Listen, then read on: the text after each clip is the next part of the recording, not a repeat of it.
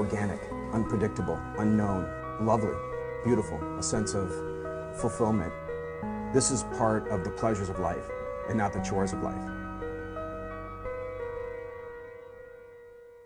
Coming up on this Wednesday edition of the program, a landmark ruling plus your latest in sports and 3-day weather forecast. Your daily Iowan TV news update starts now.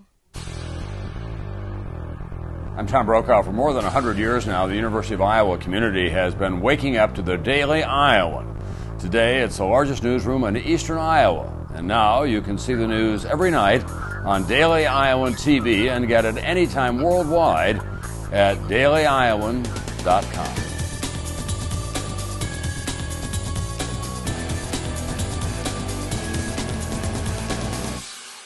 Hello and welcome back to Daily Iowan TV, your news, sports, and weather source for the Daily Iowan. I'm Rebecca Sens. It's a major victory for gay rights. Key elements of Prop 8 in California and the Defense of Marriage Act, DOMA, are unconstitutional. Back in 2008, when gay marriage was legalized in California, opponents of gay marriage created Prop 8, putting the issue on the ballot, where California voted against gay marriage. The case was brought before the Supreme Court, and federal judges provided time for opponents to define the harm of gay marriage. Opponents were unable to build a case, and Prop 8 was then repealed.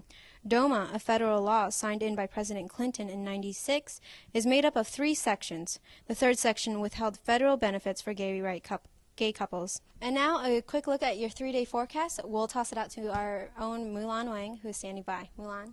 Today the high is 85 and the low is 69. Right now the weather is mostly cloudy, but it will be partly cloudy at night. Thursday and Friday looks almost the same. Tomorrow the high is 89 and the low is 67. On Friday, the high is 84 and the low is 69. The weather brings mostly sunny skies, which will make the night skies clear. On weekend day, on Saturday, the high is 75 and the low is 61, so with isolated thunderstorms. So that's it for the weather. Now let's go back to the studio. There's a meeting tonight in the Iowa City Public Library for improving the look of downtown. The project, called Inspire Downtown, met for public discussion of their remodeling plans for the area. The city of Iowa City is looking for changes that meets the needs of the community with a modern atmosphere look.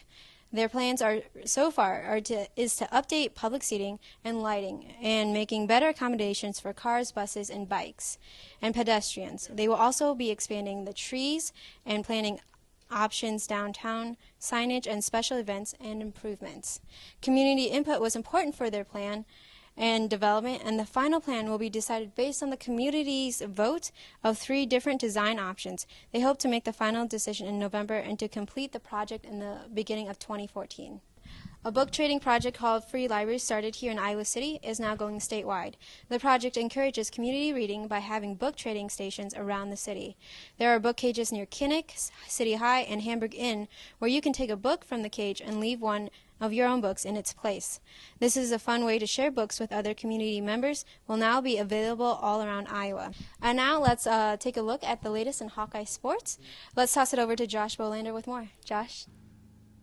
It was good news, bad news for the Iowa Hawkeyes on the hardwood Wednesday afternoon, with the USA Basketball Men's Junior National Team Committee announcing that University of Iowa junior Aaron White is one of 16 finalists for the 2013 USA Basketball Men's World University Games team, while Hawkeye senior guard and teammate Roy Devin Marble did not make the cut. White, a junior from Strongsville, Ohio, broke out last season for Fran McCaffrey's Iowa Hawkeyes, filling up the stat sheet on both ends of the floor and developing into one of the more reliable inside-out scorers in all of the Big Ten. The 6'8 forward averaged just under 13 points a game, while cleaning up the glass with over 6 boards per contest. The news had to come as a tough blow for the Hawkeyes' do-it-all go-to man Roy Devin Marble, who was hit and miss last year for the Black and Gold. While the swingman did manage to lead the team in scoring and showed up big for the Hawks in their run to an NIT runner-up finish in Madison Square Garden, his inconsistency was an issue throughout much of the year.